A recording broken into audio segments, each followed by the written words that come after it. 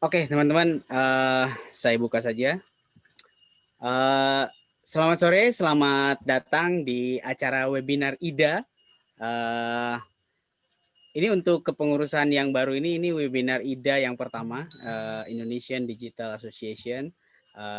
Di FYI untuk kepengurusan IDA itu baru serah terima di bulan Oktober. Jadi ini adalah event pertama IDA untuk kepengurusan kali ini. Uh, Event ini yang pertama kita ambil topik sekitar data privacy, GDPR, data governance. Sebelumnya, mohon maaf saya kenalkan dulu, nama saya Gemi, Dian Gemiano, biasa dipanggil Gemi. Uh, saya chairman di IDA atau ketua umum, tapi sehari-hari saya kerja di KG Media sebagai CMO. Jadi memang sehari-hari berurusan dengan media, advertising, digital advertising, dan lain sebagainya, tek-tek banget yang akan kita obrolkan nanti. Nah, teman-teman, sebelumnya saya ucapkan terima kasih sebelum kita mulai. Saya ucapkan terima kasih buat organizer dari Uzone ID, media partner dari bisnis.com, dailysocialid.id, kompas.com, KLY, Kumparan, dan juga uzone.id yang sudah mensupport webinar pertama IDA kali ini. Kita sudah persiapan kurang lebih 2 minggu lebih ya untuk menyiapkan ini, dan saya berterima kasih sekali kepada teman-teman member terutama yang support ini sebagai media partner dan juga organizer.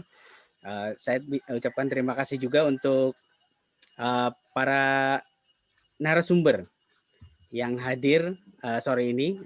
Narasumber saya happy banget bisa mendatangkan narasumber ini karena ini narasumber yang sangat resourceful untuk topik ini.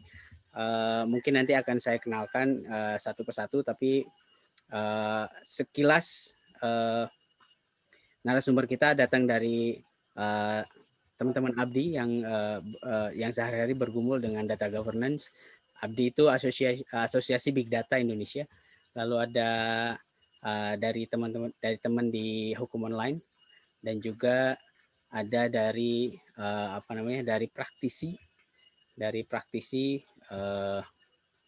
itu Pak Adrian. Oh, oke, ralat, maaf. Narasumber yang kedua dari kontrak hukum, bukan hukum online, sorry. Dari kontrak hukum, sorry Mbak Rike. Saya ralat ya, aduh maaf nih, MC-nya kurang berpengalaman. Mohon maaf. Oke, teman-teman, sedikit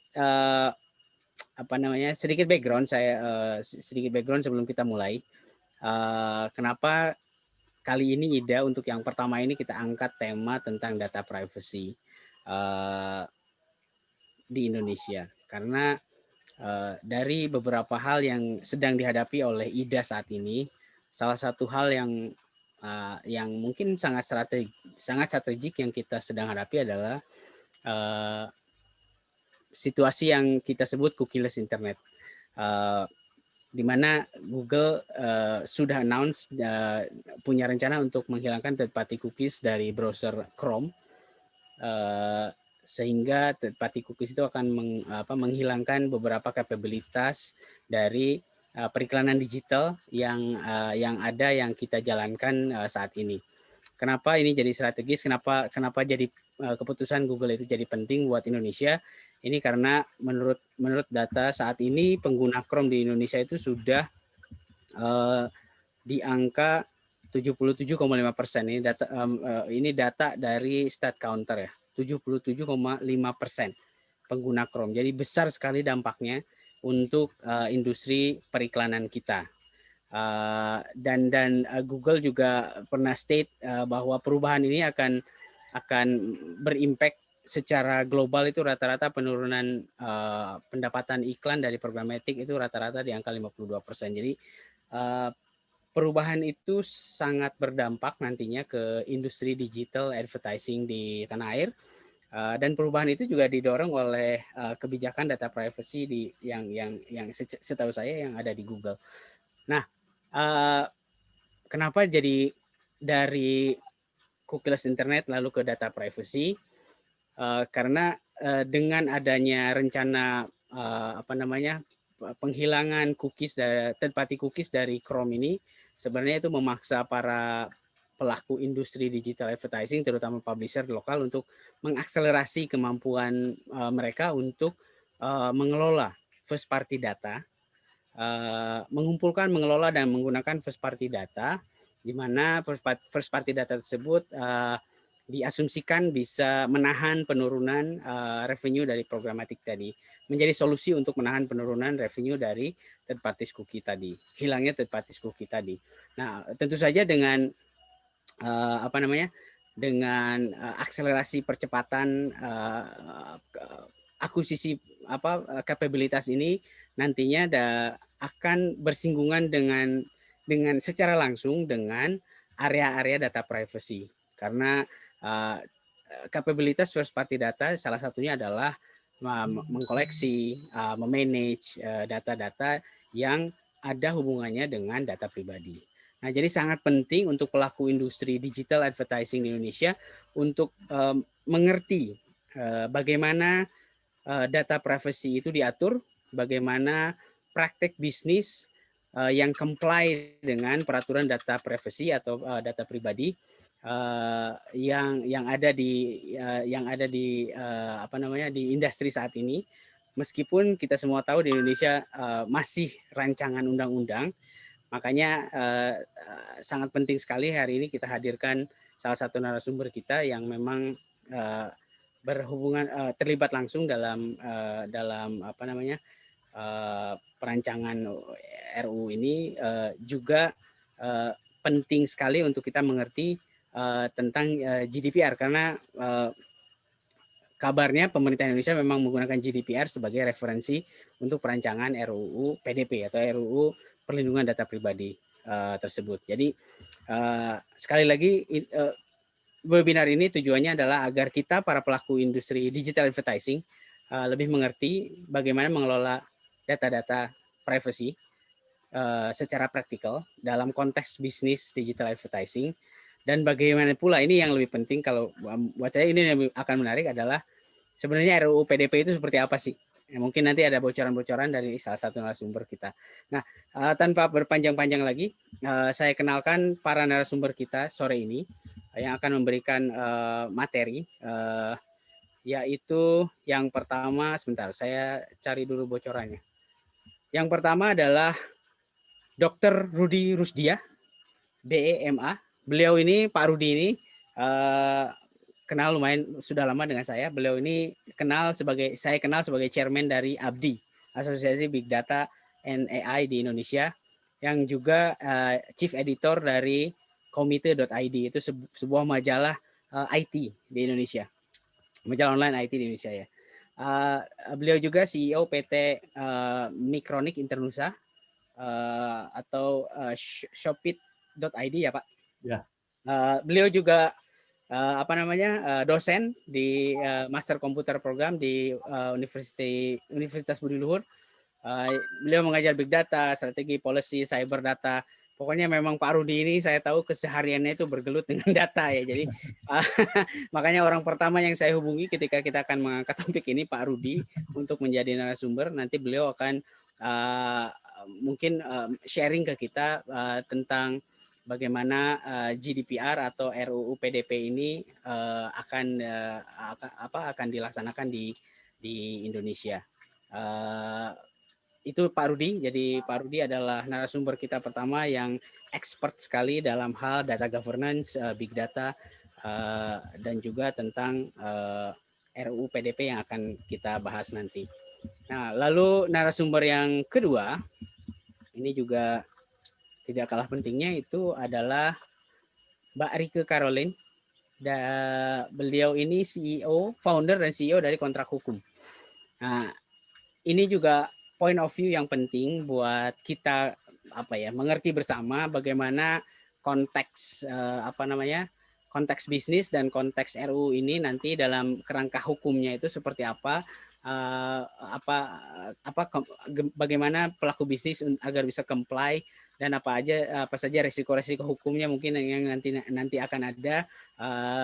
Itu sangat penting juga buat kita mengerti bersama at least secara prinsip kita mengerti dari sudut pandang hukum seperti apa. Makanya sini ada Mbak Rike Caroline dari kontrak hukum yang menjadi narasumber kita. Beliau adalah best graduate dari Universitas Pelita Harapan, cum laude loh. Dia juga Mbak Rike juga Mbak Rike juga news anchor dari Metro TV. Apa namanya di Metro TV. Lalu juga ada kontak hukum juga Best Collaboration Startup of the Year tahun 2019. Jadi memang kontak hukum ini nanti bisa semoga bisa memberikan sudut pandang yang apa namanya yang lebih praktikal, yang kita juga nanti bisa tanya-tanya dari sisi hukum seperti apa. Nah, lalu narasumber yang ketiga, jadi tadi dari sisi undang-undang seperti apa, dari sisi nanti prakteknya dari point of view hukum seperti apa, dan yang tidak kalah penting tentunya dari praktisi ini. Dari praktisi kita akan narasumber kali ini Bapak Adrian Hun, yaitu beliau adalah co-founder dan CEO dari apa namanya dari Get Plus ya, dari Get Plus. Nah, Pak Adrian adalah beliau adalah seasoned business development professional. Nanti Pak Adrian teman-teman akan mempresentasikan dan sharing dalam bahasa Inggris karena beliau memang bukan orang Indonesia, jadi nanti khusus sesi Pak Adrian Hun nanti akan kita lakukan dalam bahasa Inggris. Jadi nanti Pak Adrian akan bercerita bagaimana mempraktekkan peraturan data privacy ini dalam praktek bisnis sehari-hari di perusahaan yang memang beliau pelaku industri digital advertising di Asia Pasifik. Nah, jadi mudah-mudahan point of view-nya nanti cukup lengkap ya. Kita belajar sore ini dari para ahlinya, dari narasumber-narasumber yang tadi saya sebutkan. Nah, oke, jadi tanpa panjang-panjang lagi, saya sudah kenalkan semua narasumbernya. Narasumber yang pertama yang akan kita berikan waktu adalah Pak Rudi. Jadi Pak Rudi silakan untuk sharing materi dari Bapak. Silakan Pak. Terima kasih Pak Dian. Terima kasih kepada moderator Bapak Dian Gimiano atas perkenalannya.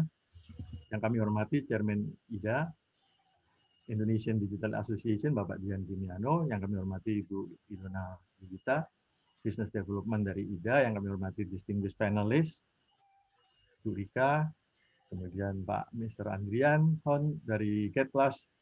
Yang kami hormati Bapak Ibu Sobat Webinar, pengurus IDA. Selamat sore. Assalamualaikum warahmatullahi wabarakatuh. Salam sejahtera bagi kita semua. Swastiastu, Namo Buddhaya, salam kebajikan. Sebelumnya, abdi mengucapkan terima kasih telah diundang sharing mengenai data governance, privacy protection, regulation oleh IDA. Selanjutnya, saya akan membawakan presentasi yang diminta oleh Pak Gemi, Mas Gemi dan Bu Yuwita dengan judul Benchmarking and Study about RUU, PDP, dan EU GDPR. Saya mencoba sekarang share screen. Oh, masih belum bisa share screen saya. Masih disable. Apakah bisa di-enable share screen saya?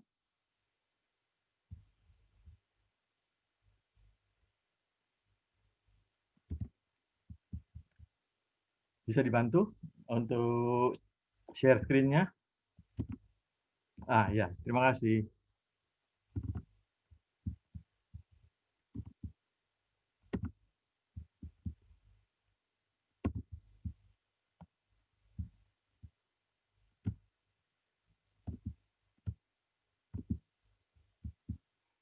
Baik.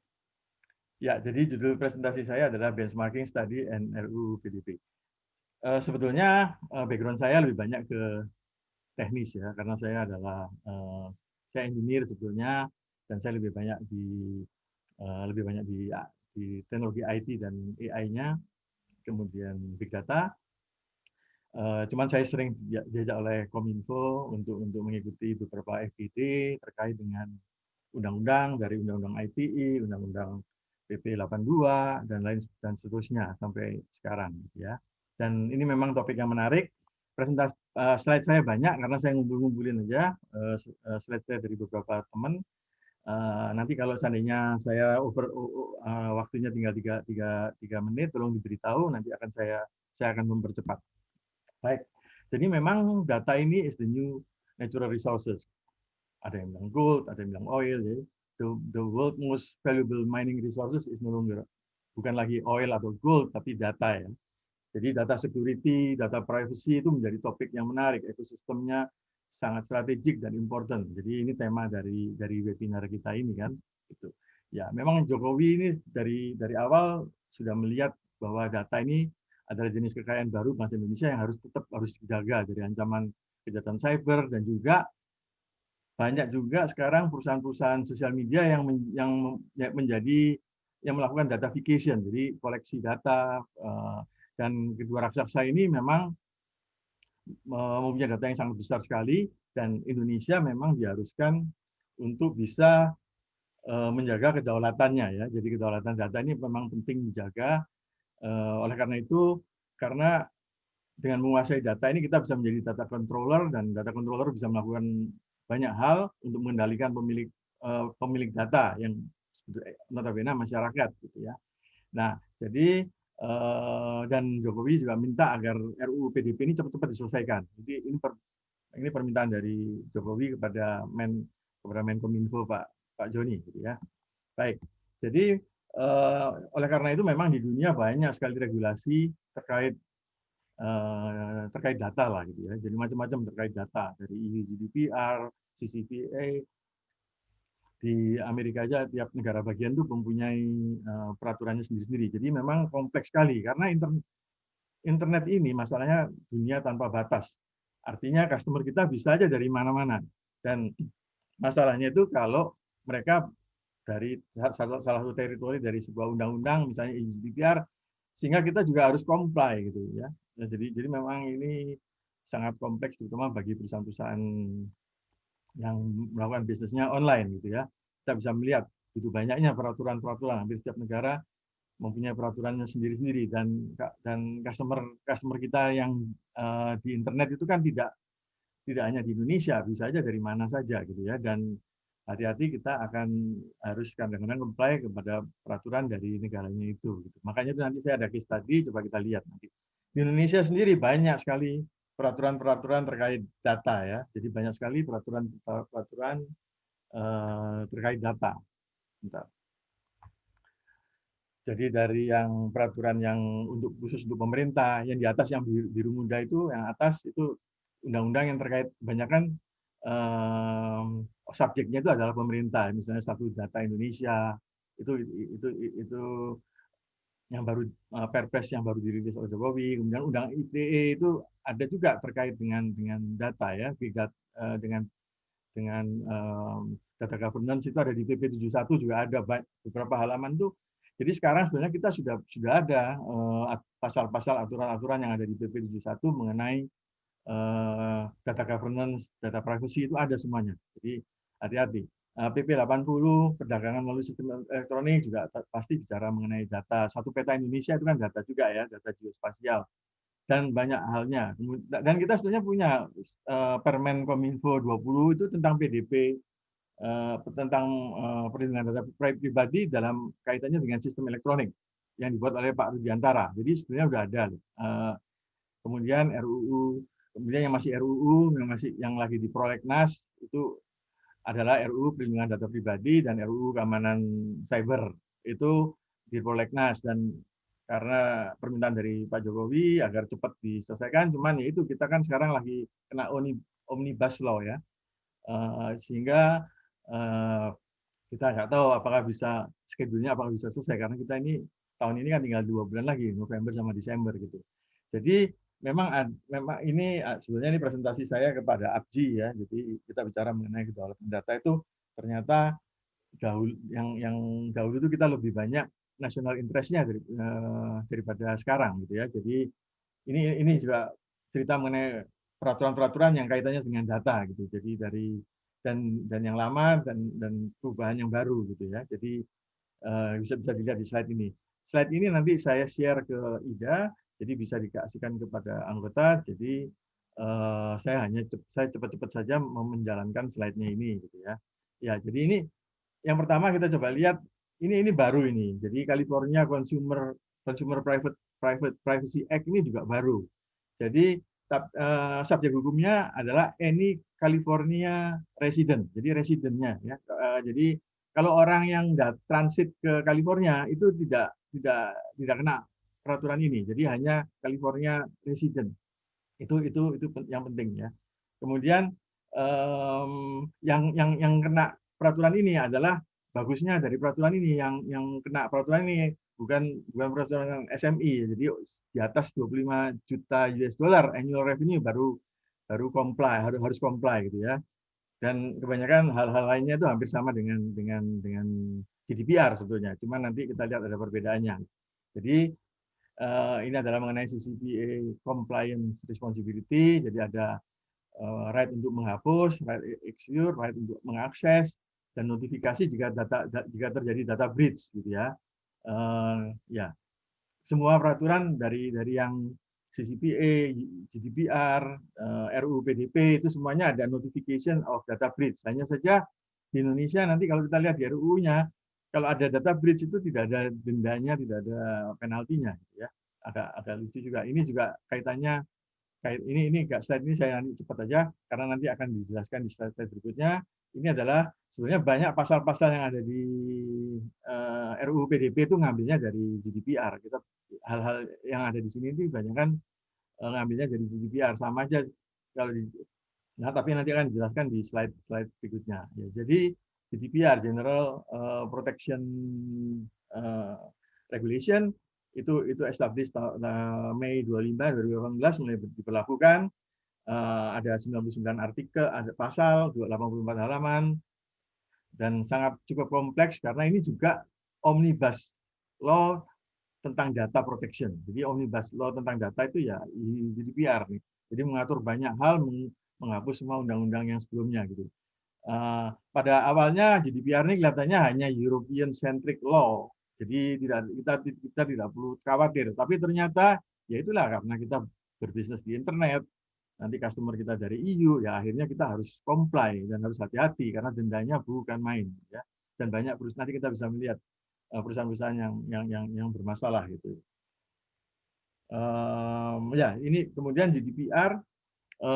Jadi GDPR ini memang relevan kepada IT, data science, marketer, spesialis, yang bergerak terutama di global marketplace. Kalau kita bergerak di internet ya sudah pasti kita berbicara mengenai global marketplace. Jadi the world of digital marketing sangat reliant dengan collecting personal data. Tadi Pak Gemi menceritakan dengan menggunakan cookies, gitu ya, for targeting. GDPR ini sangat penting sekali dan tujuannya adalah untuk akan banyak pengaruhnya kepada agensi dan bisnis bisnis seluruh dunia yang bergerak di bidang digital marketing ini gitu ya. Jadi IDA, anggota-anggota IDA juga harus memang sudah benar harus tahu mengenai undang-undang ini karena tidak bisa lari dari masalah ini gitu ya. Jadi biar guideline sangat restricted. Tujuannya untuk supaya data dari konsumer atau masyarakat EU itu tidak gampang-gampang keluar gitu. Jadi ini bicara mengenai data residen. Data residen ini memang banyak tidak disukai oleh perusahaan-perusahaan OTT global, itu mereka tidak kurang menyukai ini.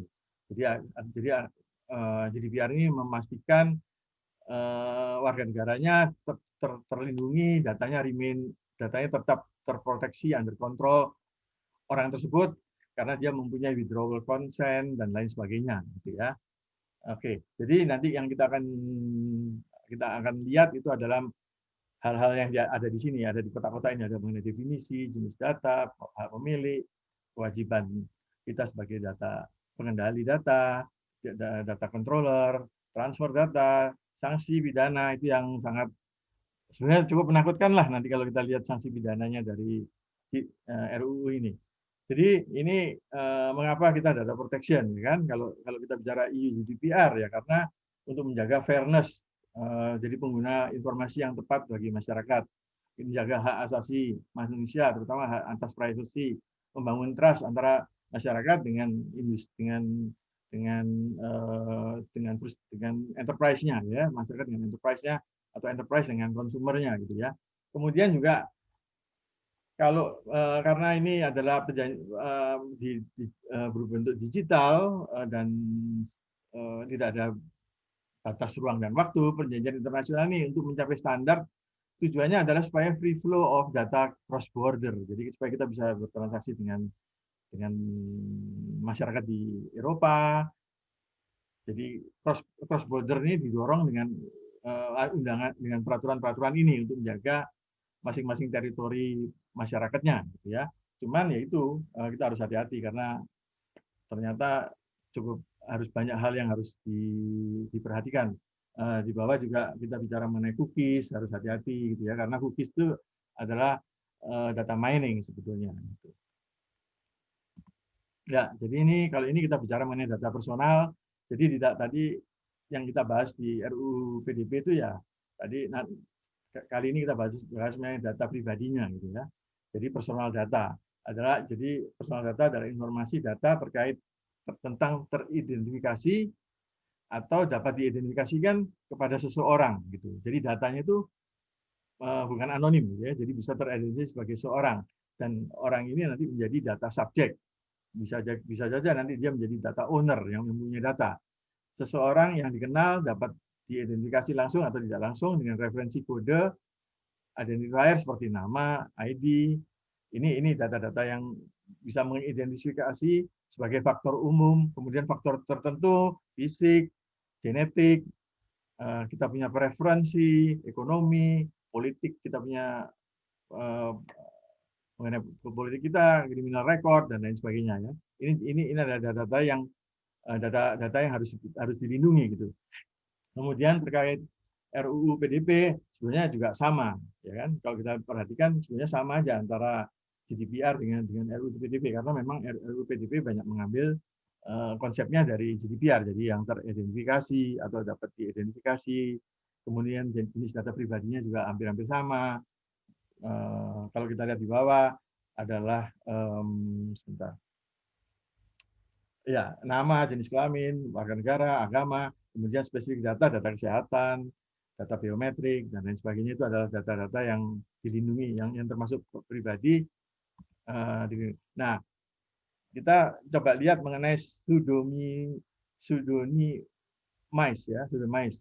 Jadi data itu dianggap kalau data yang pseudonymized itu datanya masih dianggap data personal. Jadi masih diatur oleh GDPR karena sebetulnya pseudonymization ini adalah teknik mengganti atau menghilangkan informasi-informasi dari data record yang bisa mengidentifikasi individu. Jadi coba dihilangkan tapi diganti oleh nomor referensi. Jadi artinya sebetulnya jadi ada jadi satu file jadi dua file gitu ya. File yang satu hanya isinya nomor referensi sehingga kalau dijadikan satu kita bisa mengenal siapa orang-orang tersebut gitu ya.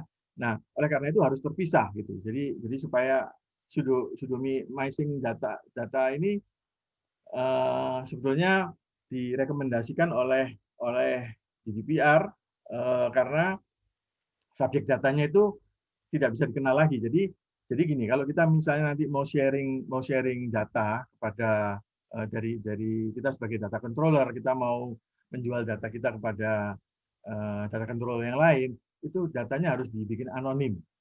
Sebaiknya dibikin anonim. Jadi karena di peraturannya data yang kita share itu kita harus memberitahukan kepada data owner ya. Jadi pada waktu kita share dan sebenarnya kita harus menjaga privasinya sehingga data itu harus kita bikin anonim jika kita mau sharing datanya kepada data controller yang lain gitu ya. Jadi ada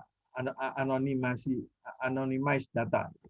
Nah, nanti kita bisa melihat di sini ini adalah terkait dengan RUU PDP ya. Jadi sebenarnya ini isinya kalau kita lihat hampir sama dengan GDPR gitu. Jadi kita kalau minta data owner atau data subjek itu bisa customer kita itu bisa minta informasi kejelasan mengenai identitas enterprise-nya, data controller-nya, kepentingan hukumnya, apa sih tujuannya untuk mengkoleksi data, untuk menggunakan data pribadinya gitu ya, itu harus jelas gitu. Ada. Jadi nanti kita bisa lihat di case tadi. Kemudian data owner bisa melengkapi datanya sebelum diberikan kepada data processor. Jadi ini pasal-pasal yang ada. Kemudian dia data owner, pemilik data, customer kita itu harus bisa mengakses data pribadinya gitu ya. Dan dia diperbolehkan untuk memperbaiki data kesalahannya jika tidak akurat atau minta data controllernya, jadi enterprise-nya untuk merubah datanya. Jadi dengan nanti kalau undang-undang ini keluar, sebaiknya perhatikan ini semuanya ya, karena ini penting sekali gitu. Jadi kemudian data owner itu bisa memilih atau tidak memproses datanya melalui tadi pseudonymization ya kan, untuk tujuan tertentu. Jadi nanti ini dibaca aja, ini yang hal-hal yang hak dari pemilik data itu harus diperhatikan oleh data controller ya. Jadi perusahaan-perusahaan seperti Kompas, seperti bank, telco, itu semuanya kita sebut data controller karena mempunyai data yang besar sekali, data dari kliennya, dari usernya gitu ya.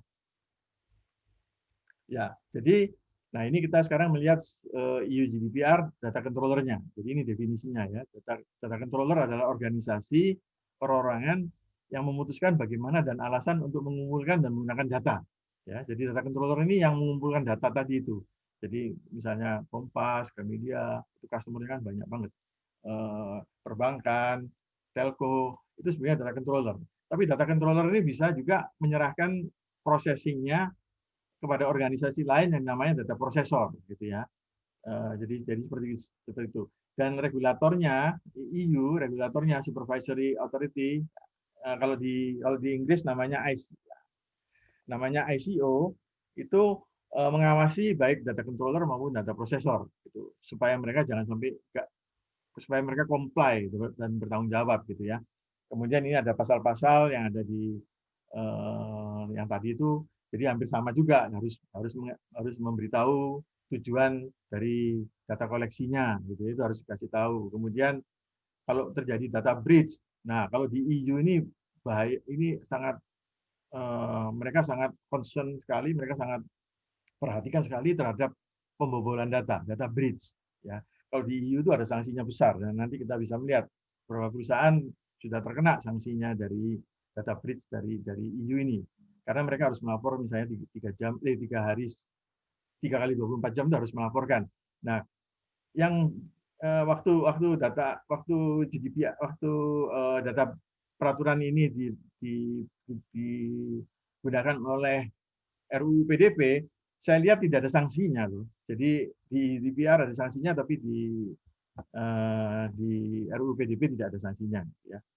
Ya, jadi nanti ini bisa juga dibaca.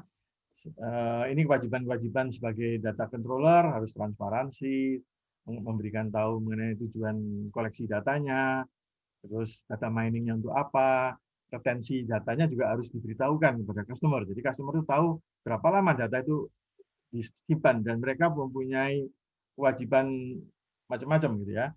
Jadi data controller wajib mengawasi proses data pribadi yang ada di bawah kendalinya, memberikan akses kepada data owner. Data ownernya ini harus bisa mengakses gitu ya. Kemudian menolak atau memberikan akses perubahan mengenai data pribadinya oleh data owner, oleh pemilik data gitu ya, dan lain sebagainya gitu ya. Jadi ini peraturan-peraturan yang ada di kewajiban-kewajiban dari data controller cukup banyak, dan data controller juga wajib memusnahkan data jika sudah habis masa retensinya. Jadi data harus dibuang, ya, dihapus. Harus melaporkan secara tertulis 3 kali 24 jam jika terjadi data breach. Ya, ini semua kewajiban. Dan kalau di Indonesia di RUU PDP, apabila ada data breach, ada pembobolan data, kita harus melapor kepada si pemilik data dan juga kepada menteri. Ya, jadi mungkin waktu itu kasusnya misalnya salah satu unicorn di e-commerce itu kan, saya nggak sebut namanya, itu kan juga sampai akhirnya harus harus bicara dengan Pak Menteri, baik Menkominfo maupun BSSN untuk mitigasi bagaimana ini. Karena data yang dibocorkan kan mencapai jutaan gitu ya. Data yang dibocorkan mencapai besar sekali gitu. Ya, kemudian transfer dari data controller ke data controller yang lain itu juga diatur. Jadi kalau kita misalnya kita sebagai data controller mau menjual data kita kepada data controller yang lain, tadi kan bicara mengenai third party segala macam, itu eh, ada aturannya. Jadi apakah kita jual kepada perusahaan di luar negeri atau di dalam negeri, gitu ya. Ada aturannya. Kalau di luar negeri harus comply, harus ada perjanjian internasional, dan di luar negeri itu harus undang-undangnya harus juga lebih setingkat atau lebih tinggi daripada di Indonesia. Ini semua peraturan-peraturan. Kemudian ada larangan-larangan penggunaan data pribadi. Nanti bisa dilihat dibaca di sini. Kemudian mungkin yang nomor 4 ini menarik ya, memasang mengoperasikan alat pemrosesan pengolahan data visual. Jadi kalau kita punya billboard di tempat umum, itu hati-hati juga. Kalau melanggar perlindungan data pribadi pasal 52 ini penjaranya sampai 1 tahun sampai 10 M ya, 10 miliar. Dan apabila informasi data pribadi itu bisa mengidentifikasi seseorang di billboard tersebut, pasal 53, penjaranya juga 1 tahun dan dendanya juga 1 miliar gitu ya. Jadi hati-hati aja, cukup cukup cukup berbahaya. Sanksi administrasinya, pasal-pasalnya semua yang tadi itu yang ada di data data controller itu semuanya ada sanksinya. Sanksi administratif di pasal 50 gitu ya. Berisi informasi mengenai sanksi-sanksi kepada pasal-pasal yang mana aja gitu ya. Ya terutama cuman yang agak berbeda di RUU PDP. Kalau yang di RUU PDP itu sanksinya itu hanya sanksi administratif, tidak ada sanksi denda, tidak ada sanksi penjara. Tapi kalau di EU GDPR bukan main besarnya nanti sanksi sanksi pidananya gitu ya, dendanya besar sekali. Nah ini ketentuan pidana. Kalau ini RUU PDP ya. Jadi pelanggaran oleh perorangan, ada pelanggaran oleh perorangan, ada pelanggaran oleh korporasi. Jadi kalau kita mengumpulkan data pribadi orang lain untuk komersial, melawan hukum atau merugikan si pemilik data, itu bisa dipidana sampai 5 tahun, nggak tanggung-tanggung. Dendanya 50 miliar, cukup besar. Tapi masih lebih kecil daripada EU GDPR. Kemudian kalau kita mengungkap data pribadi seseorang lain, pidananya itu sampai 2 tahun dan dendanya itu 20 M. Jadi kalau kita baca ini ternyata RUU PDP ini cukup menakutkan ini pidananya itu, ada yang 2 tahun, 7 tahun, maksimumnya 6 tahun, 5 tahun ya. Untungnya kalau di GDPR tidak ada loh ini pidana penjaranya ini tidak ada, hanya dendanya yang besar sekali gitu ya. Jadi itu bedanya mungkin dari PDP, RUU PDP dan GDPR. Oleh karena itu kita juga nanti juga mungkin akan bicara dengan Kominfo atau dengan DPR Komisi 1 bahwa denda ini mengapa kok ada pidana seperti begini, padahal di GDPR kayaknya tidak ada pidana gitu ya. Nah ini contohnya GDPR. Jadi kalau di GDPR maksimum dendanya itu memang besar sekali, 20 juta, 20 juta atau 20 juta euro atau pound sterling 18 juta atau ekuivalen rupiahnya 338 miliar. Atau yang mana, dan dicari yang mana lebih besar, 4% dari annual global turnover gitu. Oleh karena itu Google bisa kena dendanya besar sekali. Kita melihat sebelah kiri di tengah-tengah itu tanggal bulan 21 Januari 2019 Google itu kena 50 juta euro ya. Jadi besar sekali itu dendanya. Kemudian Marriott juga kena 99 juta pound sterling, dengan undang-undang di UK ICO ya, dari UK-nya gitu. Jadi ini dendanya cukup besar sekali. Makanya kita harus hati-hati, harus comply. Ya, nah kemudian pertanyaannya, apakah peraturan ini berlaku bagi saya sebagai data controller? Ya, jika Anda mempunyai data tentang seseorang dengan tujuan bisnis di teritori yang tersebut, gitu ya. Jadi ini peraturan-peraturan, makanya kita harus comply, gitu ya. Ya, jadi nah sekarang kita coba melihat ini case study. Jadi ada satu perusahaan di UK yang bergerak di bidang EO ya, dia expo organizer. Jadi dia tuh juga mempunyai website, dia mempunyai website untuk recruiting peserta pameran, kemudian juga cookies, ada cookiesnya. Itu harus kalau menurut supaya dia comply dengan GDPR, dia harus minta izin dari penggunanya sebagai pemilik data, ya. Harus ada klik I agree gitu. Jadi kalau nggak agree ya nggak bisa ya, data owner tuh mempunyai kebebasan gitu. Apakah dia mau lanjutin. Jadi dan data controller harus menjelaskan tujuan dari cookies gitu ya. Dan juga nanti kita bisa melihat penjelasan mengenai cookies, apa aja yang dikumpulkan oleh cookies itu harus dijelaskan di websitenya, ini ada semuanya gitu ya. Nah, ini jadi penting gitu. Jadi ini mungkin bagi teman-teman anggota IDA yang membuat website itu mempunyai website untuk jualan di internet, bacalah ini gitu. Jadi lihat contoh-contoh case study-nya dari perusahaan UK ini gitu. Karena penting sekali. Jangan sampai nanti kita tidak comply gitu ya. Kemudian kategori data apa yang dikumpulkan gitu ya. Ya, jadi personal data collected during using the service. Jadi ini informasi yang harus dikumpulkan. Jadi terutama dalam hal privacy policy, the term data owner, personal information collected itu harus jelas semuanya gitu. Mereka sebagai data owner mereka harus tahu gitu ya, informasi-informasi semua informasi yang ada yang dikumpulkan oleh data controller gitu. Nah, ini kategori-kategori dari data. Jadi sebagai consumer data, sebagai contact data, kemudian data apa kita sebagai digital enterprise itu apa aja yang kita harus jaga, sensitif data apa aja yang kita harus jaga, terutama.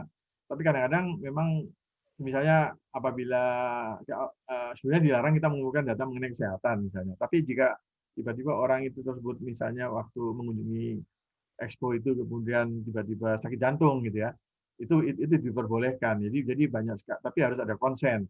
Pokoknya ini agak rumit juga akhirnya gitu. Dan kalau di CCPA di California itu harus hati-hati karena anak-anak yang di bawah usia 16 tahun itu dia harus punya konsen gitu ya. Dia harus mendapatkan konsen, harus mendapatkan izin. Kalau enggak kita tidak boleh ngumpulin data dari anak-anak di bawah usia 16 tahun gitu.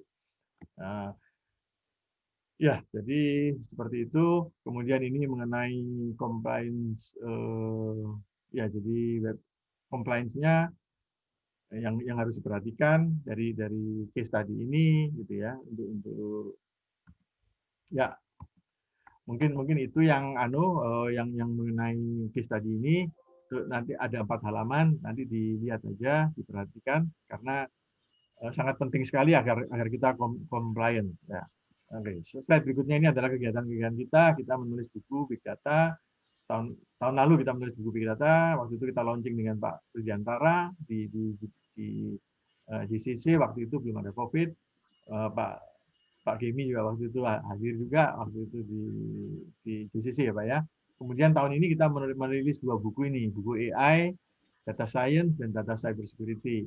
Nah, kedua buku ini nanti kita akan luncurkan kita ada event 2 minggu lagi, tanggal 24, tanggal 27, tanggal 26, dan tanggal 1 Desember gitu ya. Ada eventnya itu ini. Jadi hari pertama itu kita bicara mengenai data governance. Jadi data privacy protection itu ada di hari pertama di tanggal 24 gitu ya. itu kita bicara mengenai data protection, banyak ahlinya dari BSSN, dari Kominfo, dari DPR dan pakar-pakar cyber security bicara mengenai data breach. Nah, kemudian tanggal 26 itu kita bicara mengenai teknologinya, data AI dan teknologi itu tanggal 26 November itu kita sebutnya BCA Hall, kalau tadi BRI Hall, dan D3 itu Bakti Hall ya. Jadi bicara mengenai Data Science for Humanity. Jadi kita ada 3 hari berturut-turut, tanggal 24, 26, sama tanggal 1 Desember.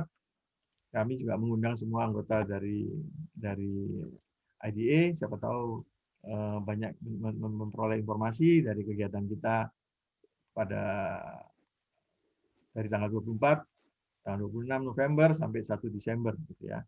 Baik, demikianlah paparan dari Abdi. Semoga bisa bermanfaat. Mohon maaf, saya jalan sangat cepat sekali. Tapi slide-nya nanti saya akan tinggalkan karena menurut saya sih di situ banyak sekali informasi yang harus diperhatikan. Kita hati-hati. Dan mengenai PDP itu masih RUU. Jadi moga-moga aja sanksi-sanksi yang tadi yang kita sebutkan tadi, terutama mengenai pidana, penjara, itu bisa mungkin dihapus gitu ya. Seperti halnya dengan GDPR, karena kasihan juga sudah terpidana, sudah kena denda, dan dendanya itu selain denda yang ada itu masih ada permintaan untuk bisa apa itu jadi perusahaan itu bisa disegel gitu ya, bisa disita datanya, kegiatannya bisa ditutup. Jadi bukan main, sebetulnya ini bisa membuat perusahaan boleh dikatakan bisa membuat perusahaan bankrupt gitu ya jika kena gitu. Oleh karena itu di CCPA itu ada batasannya, jadi harus di atas 25 juta baru terkena, dan dendanya kecil-kecil sekali di CCPA, hanya ribuan US dollar gitu ya. Tapi kalau yang di EU itu bisa jutaan euro, bukan main itu besarnya. Di Indonesia juga cukup besar, hampir sepertiganya gitu ya. Dan lebih parah lagi di Indonesia ini masalahnya tuh ada pidananya itu, pidana penjaranya itu yang sangat menakutkan. Oke, baik, semoga penjelasan saya bermanfaat. Kita terus akan berkomunikasi dengan DPR, dengan Kominfo, ya moga-moga pasal-pasal tersebut dibikin lebih lebih friendly gitu ya, lebih friendly terhadap terutama UKM, bisnis-bisnis yang startup, apalagi kondisi seperti sekarang gitu ya. Ya baik, stay safe, be survival, enjoy the rest of the webinar. Thank you Pak. Saya kembalikan kepada Pak Dian. Ya, terima kasih banyak Pak Rudi. Tadi banyak banget informasi dari Pak Rudi. Saya tahu bahasan ini tidak akan cukup dalam 20 menit. Jadi teman-teman, kalau nanti ini tujuannya emang mengentice, nanti mudah-mudahan men-trigger banyak pertanyaan, terutama tentang prinsip-prinsip RUU PDP ataupun GDPR. Nanti teman-teman, kalau saya tahu banyak pertanyaan, saya tahu tadi slide Pak Rudi banyak banget informasinya dan mungkin sebagian tertangkap. Silakan drop pertanyaan di Q&A, nanti teman-teman panitia akan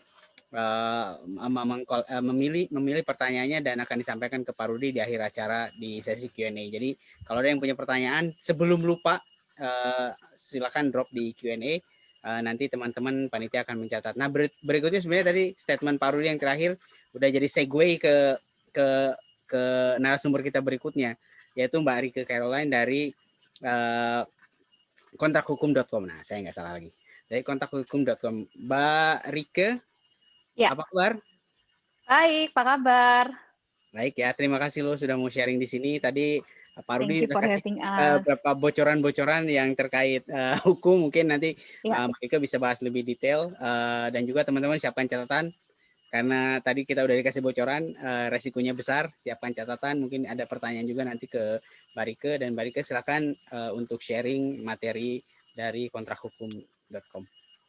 Oke, thank you Mas Gem, selamat sore saya ucapkan untuk para pengurus IDA, untuk para narasumber, juga untuk teman-teman yang terhormat, ada beberapa nama yang sudah saya kenal, apa kabar semuanya.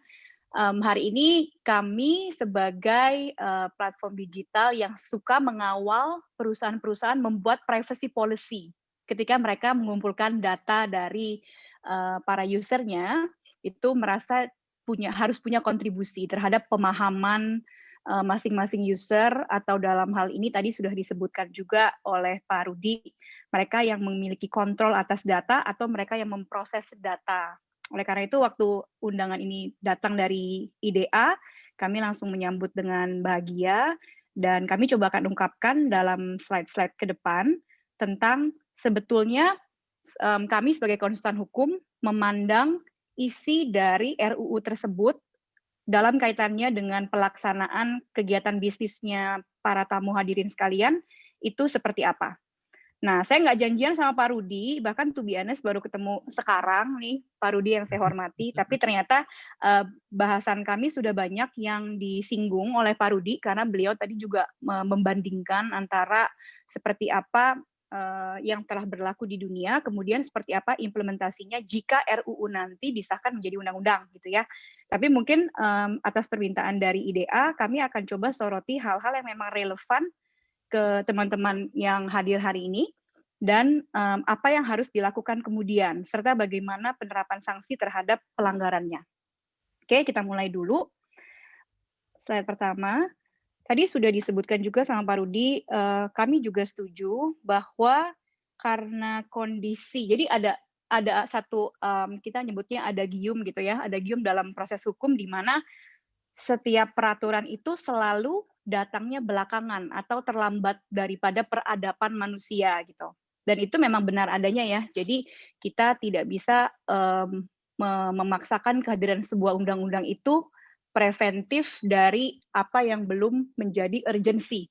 Tetapi memang ketika kondisinya sudah ada dan belum ada pengaturnya, maka di sanalah hadir peran regulator untuk membuat peraturan perundang-undangan terkait, sehingga terbentuk satu law and order gitu. Nah, kita bisa lihat bahwa di Indonesia sendiri, data pribadi itu kenapa menjadi penting untuk dibahas dan dibuat dalam undang-undang tersendiri, karena merupakan ejawantah dari peraturan perundang-undangan yang paling tinggi, yaitu Undang-Undang Dasar kita, di mana disebutkan bahwa data pribadi merupakan hak dari setiap manusia atau hak asasi manusia. Jadi kalau kita mengelola data pribadi harus mulai disadari nih, kita sedang mengelola satu hak yang dimiliki secara asasi oleh masing-masing user atau pribadi atau manusia. Dan memang kenyataannya belum ada satu undang-undang payung hukum besar. Jadi kalau di sistematika peraturan perundang-undangan, habis undang-undang dasar, TAP MPR dulu, baru undang-undang. Baru peraturan-peraturan terkait ya, seperti Perpu atau undang-undang, kemudian peraturan pemerintah, peraturan presiden, dan peraturan daerah. Nah, di Indonesia belum ada nih satu undang-undang khusus yang bahas tentang perlindungan data pribadi. Melainkan, boleh bantu aku dulu, Trev, ke slide berikutnya. Tadi sudah sempat disinggung juga oleh Pak Rudi bahwa ada pengaturan mengenai data di berbagai undang-undang, atau secara spesifik data pribadi, itu ada dalam peraturan perundang-undangan yang saya sebutkan. Jadi untuk menjadi pemahaman Bapak Ibu semua, undang-undang dan peraturan perundang-undangan itu berbeda. Peraturan perundang-undangan itu satu sistematika komplit ya, seperangkat kalau kita sebutnya. Tapi undang-undang adalah hanya salah satu bagian dari peraturan perundang-undangan di mana ada hierarkinya. Dan sifatnya yang lebih bawah tidak boleh bertentangan dengan yang atas atau akan dapat dimintakan pembatalannya. Nah, paling tidak ada 4 yang saya soroti. Kalau data pribadi ada di Undang-Undang ITE, kita tahu sudah dirubah sekali. Tapi kemudian turunan bawahnya itu bukan undang-undang lagi, sifatnya peraturan pemerintah, peraturan Menkominfo gitu ya, yang secara hierarki tadi saya sudah sebutkan ada di bawah undang-undang. Jadi memang diperlukan satu payung hukum yang bisa dipegang oleh para pihak pelaku, baik mereka yang memiliki data pribadi, memproses data pribadi, ataupun mengkontrol data pribadi, sehingga ketika jalan tuh tahu aturannya. Kurang lebih seperti itu. Boleh kita next ke slide berikutnya. Jadi tadi udah disinggung juga oleh Pak Rudi, apa yang dimaksud dengan data pribadi di RUU ini, kita sebut RUU PDP, ya sebetulnya sudah ada juga teman-teman di PTSP, PPPSTE. Data pribadi tadi Pak Rudi sudah singgung adalah setiap data tentang seseorang.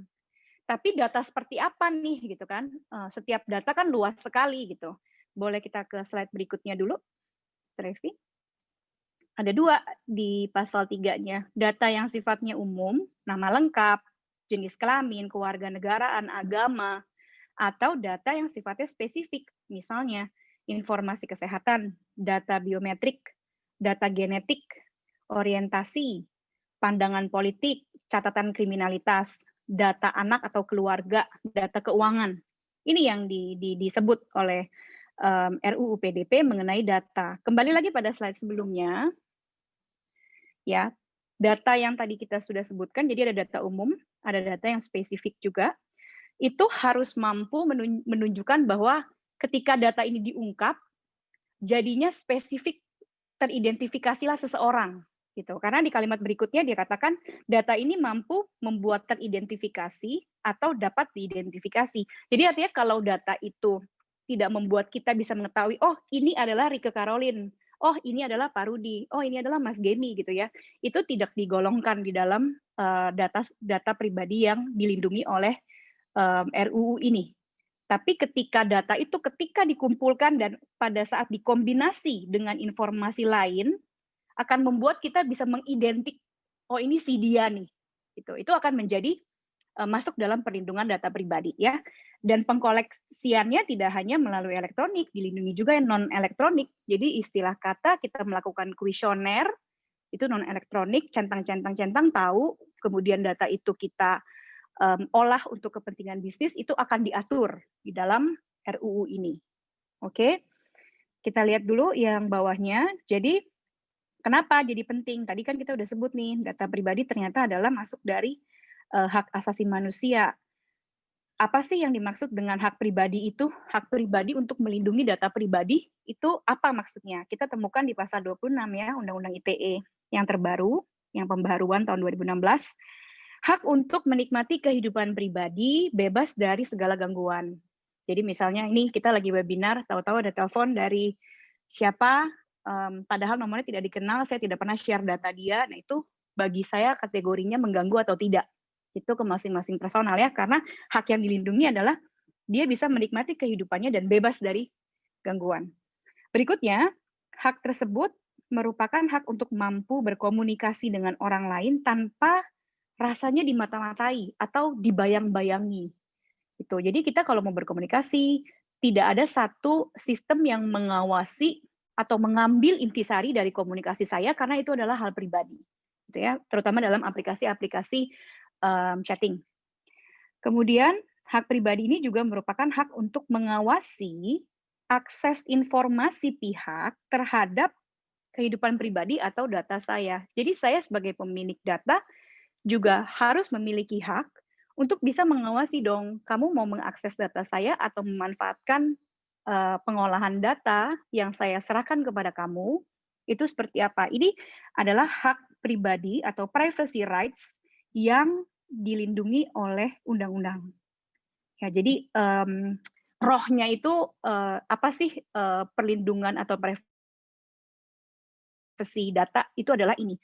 Ya, menikmati kehidupan pribadi bebas gangguan, mampu berkomunikasi tanpa merasa dimata-matai, dapat mengawasi akses informasi terhadap kehidupan pribadi dan data. Kita next, tadi yang slide ini sudah, jadi langsung ke slide berikutnya. Tadi sudah disinggung juga oleh Pak Rudi, ada dibagi 3 pihaknya, pemilik data. Jadi kalau kita mendapatkan data walaupun dari pemiliknya, tidak berarti kita menjadi pemilik data ya, karena pemilik data adalah si user, si pribadi yang betul-betul data itu adalah identifikasi dia. Tadi kita udah bahas di awal. Jadi di sini ada orang perseorangan selaku subjek data yang memiliki data pribadi yang melekat pada dirinya. Itu sampai selamanya dia adalah pemilik datanya, bukan orang lain, melekat pada dirinya. Sementara ada 2 pihak lain tadi sudah disebut, pengendali, jadi dia menentukan tujuannya apa mengkoleksi data pribadi orang. Dan dia melakukan kendali, jadi mengarahkan bagaimana data itu dikoleksi dan digunakan untuk apa. Sementara untuk prosesor, itu dia hanya memproses saja, tapi on behalf. Jadi dia tidak punya kepentingannya, bukan dia yang menentukan tujuannya. Jadi dalam berbagai kesempatan bisa saja satu pihak merupakan pengendali juga pemprosesor. Ya, tergantung peran apa yang dimainkan. Perannya menentukan tujuan juga atau gunanya apa, plus dia juga yang memproses atau tidak hanya memproses on behalf. Misalnya dalam bisnis Bapak Ibu pasti ada ya yang ingin mendapatkan data untuk tujuan tertentu adalah pihak X, tapi yang memproses adalah Bapak Ibu. Nah, ini masuk kategori yang mana di dalam pihak-pihak yang harus ambil peran dalam RUU ini. Kita next. Ini ada, paling tidak saya rangkum dalam 2 slide saja, ada 13 poin. Apa saja hak dari pemilik data. Pemilik data sekali lagi tadi orang perseorangan yang melekat pada dirinya ya. Dia punya hak untuk meminta si yang akan ngambil data saya ini legalitasnya apa, identitasnya siapa, kenapa dia perlu data saya. Nanti dia akan ambil data saya untuk digunakan kepentingan apa. Itu semua jadi hak yang harus di-provide oleh si prosesor data maupun kontrol data. Ya, atau kita sebut aja yang sederhana peminta data deh di sini ya. Nah, si pemilik data, orang perseorangan itu boleh berhak, dilindungi haknya oleh RUU ini untuk meminta kejelasan apa yang akan kamu gunakan dengan data saya secara transparan. Kemudian semakin menarik ke pembahasan kita ke bawah, hak untuk melengkapi data pribadi sebelum diproses, selengkap-lengkapnya diberikan. Hak untuk mengakses data pribadi miliknya sesuai dengan ketentuan peraturan perundang-undangan. Saya sudah submit, saya bisa akses kembali. Hak untuk memperbaharui atau memperbaiki kesalahan yang tidak akurat atas data pribadi miliknya. Ini pengalaman saya pribadi juga, saya langganan satu internet provider, sampai sekarang tagihannya tetap aja namanya salah gitu, ada haknya, belakangnya A gitu ya, udah berkali-kali ngomong ke CS, tidak dikoreksi gitu, artinya akan bisa masuk ke dalam perlindungan hak saya yang dilanggar oleh dia. Kemudian hak untuk mengakhiri pemrosesan, menghapus atau memusnahkan. Jadi ini ingat bahwa ini adalah hak dari si pemilik data. Jadi request dari dia untuk saya tidak mau lagi data yang pernah kamu koleksi itu ada di dalam database kamu. Saya mau hapus, saya memusnahkan, saya mau kamu memastikan bahwa itu tidak lagi dimiliki oleh kamu. Itu juga hak yang dilindungi. Selanjutnya, hak untuk menarik kembali persetujuan proses data. Nah, ini menarik. Karena mungkin dari kita akan merasa, oh dia kan sudah memberikan konsen. Tapi hati-hati. Ternyata dilindungi satu hak di mana bisa di-revoke konsennya. Hak untuk menarik kembali persetujuan pemrosesan data yang telah diberikan kepada si pengendali data. Next. Hak untuk menarik kembali persetujuan pemrosesan data, tadi sama seperti yang sebelumnya kita pernah bahas ya. Lalu hak untuk mengajukan keberatan atas tindakan pengambilan keputusan yang didasarkan pada pemrosesan. Ada satu keputusan sudah lahir atas pemrosesan, tapi si pemilik data keberatan. Itu juga dilindungi haknya. Hak untuk memilih atau tidak memilih pemrosesan data pribadi melalui mekanisme pseudonim. Pseudonim kan artinya dia tidak memberikan data identitas yang sebenar-benarnya menggunakan alias. Dia boleh pilih atau tidak pilih, tadi Pak Rudi sudah singgung ya. Ini adalah hak juga dari si pemilik data. Hak untuk menunda atau dibatasi pemrosesan data pribadi secara proporsional sesuai dengan tujuan pemrosesan. Jadi misalnya dia sudah berikan konsen, tapi kemudian dia mau tunda atau dia mau batasi apa saja yang dapat diproses. Itu juga hak yang dilindungi. Hak untuk menuntut atau menerima ganti rugi atas pelanggaran data pribadi sesuai dengan ketentuan peraturan perundang-undangan. Jadi sudah dijamin haknya, perseorangan itu akan dapat melakukan tuntutan ataupun penerimaan ganti rugi atas pelanggaran hak-hak yang kita sebutkan secara mendetail di atas. Ya, sudah diberikan, di-granted haknya oleh RUU ini. Ya, hak untuk mendapatkan dan atau menggunakan data pribadi miliknya dari pengendali dalam bentuk yang sesuai dengan struktur atau format yang lazim digunakan. Jadi dia bisa kembali mendapatkan data atau dia gunakan juga data yang sudah dia submit. Lalu hak untuk menggunakan dan mengirimkan data pribadi dari pengendali data ke pengendali data pribadi lainnya. Itu haknya ada pada si pemilik. Jadi transfer data atau boleh tidak dialihkan itu haknya ada pada si pemilik data, melekat pada diri perseorangan yang teridentifikasi tersebut. Oke, boleh kita next. Kalau sudah kurang lebih clear hak-hak apa saja yang akan dilindungi dalam undang-undang ini ketika RUU menjadi undang-undang, maka kita sekarang akan buka bagaimana kemudian tata cara memproses data pribadi yang diizinkan atau dianggap tidak melanggar hak privasi dari si pemilik data. Ya.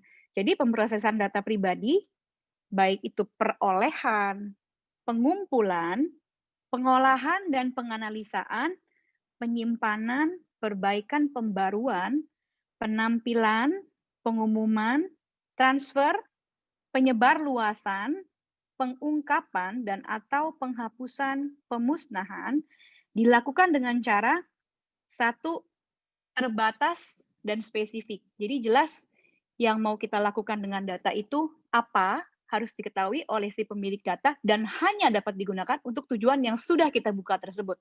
Karena di belakangnya juga langsung disambung tuh. Terbatas, spesifik, patut, dan transparan. Harus diketahui oleh si pemilik data. Sesuai dengan tujuannya, mampu menjamin hak-hak yang tadi kita udah sebutin, pemilik data pribadi, akurat, tidak menyesatkan, mutakhir, dapat dipertanggungjawabkan, melindungi keamanan data pribadi dari pengaksesan yang tidak sah tadi atau Pak Rudi sebutkan sebagai data breach gitu ya. Jadi ini juga jadi kewajiban kalau kita mengelola data pribadi sudah dapat konsen dengan hak-hak yang tadi kita sebutkan, bisa di-revoke, bisa direvisi, bisa tiba-tiba mau dibatasin yang boleh diolah mana oleh si pemilik data. Kita juga harus dan patut wajib melindungi keamanannya supaya jangan sampai ada akses yang tidak sah dilakukan oleh orang yang tidak terlibat di antara para pihak ini. Gitu. Jadi kalau untuk beberapa kasus yang ditampilkan, boleh ke kasus dulu nggak, Trev? Wah, tapi masih panjang banget di bawah. Udah deh, nanti aja deh. Nanti susah. It's okay, nggak apa-apa. Kita lanjutin dulu aja ya. Tata cara yang kedua, next-nya. Oke. Bagaimana cara memprosesan yang sesuai dengan undang-undang? Memberitahukan tujuan dan aktivitas pemrosesan, dan apabila terjadi kegagalan, tadi Pak Rudi sudah sebut juga, harus diungkapkan. Nanti kaitannya dengan hak untuk menuntut dan mendapatkan ganti rugi yang dijamin oleh undang-undang tadi. Lalu dimusnahkan atau dihapus setelah masa retensi berakhir, artinya ada jangka waktu yang tegas terhadap data koleksi ini akan disimpan untuk berapa lama atau akan dimanfaatkan untuk kebutuhan apa dalam jangka waktu berapa lama. Lalu setelah berakhir, maka harus dimusnahkan atau kembali kepada si pemilik untuk dimintakan konsen berikutnya. Berdasarkan permintaan pemilik data pribadi kecuali ditentukan lain oleh peraturan perundang-undangan. Yang berikutnya, bertanggung jawab dengan memenuhi pelaksanaan prinsip perlindungan data pribadi. Yang tadi sudah disebutkan juga ya, jangan sampai terjadi data breach. Dan apa yang harus dilakukan ketika data breach itu terjadi. Kita ke slide berikutnya, maka dapat disimpulkan bahwa ada 3 slide saya simpulkan. Kewajibannya apa nih dari si pengendali dan prosesor?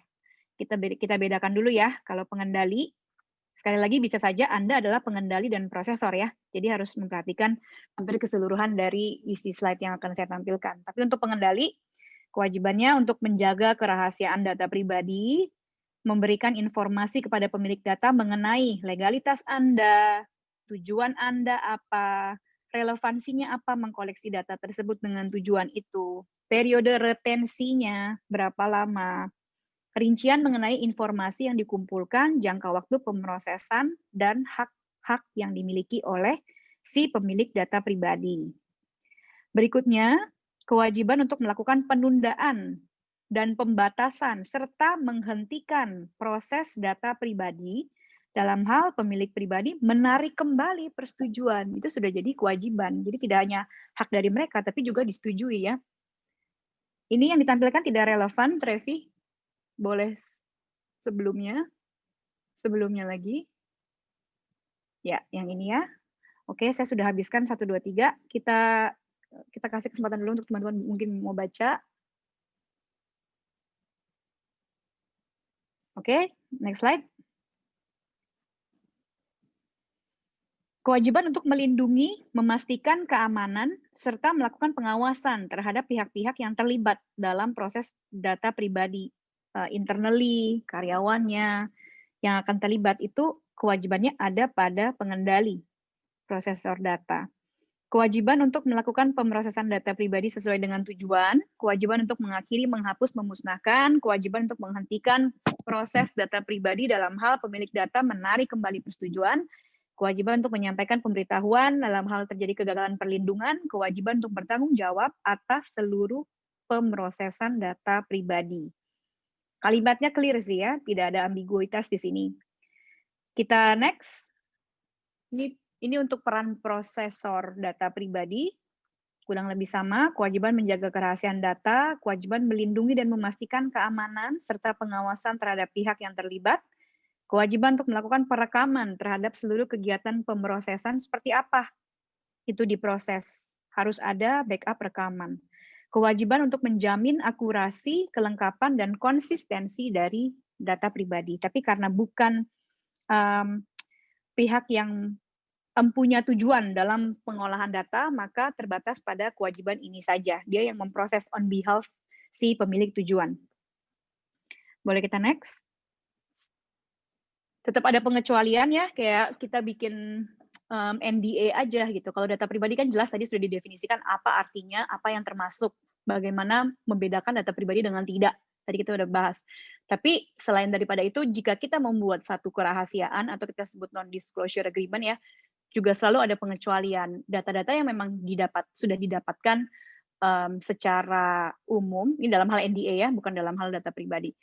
Secara umum, misalnya lewat media massa, atau sudah pernah dilakukan announcement oleh yang bersangkutan sebelumnya. Begitu juga dengan data pribadi di sini, ada tetap pengecualian di mana data tersebut harus diungkap, yaitu apabila untuk pertahanan keamanan nasional, untuk proses penegakan hukum, kepolisian, jaksa, hakim, untuk kepentingan umum dalam rangka penyelenggaraan negara, untuk pengawasan sektor jasa keuangan, moneter, sistem pembayaran, dan stabilitas sistem keuangan, dan kepentingan statistik dan penelitian ilmiah saja, yang sifatnya tidak berhubungan dengan komersialitas.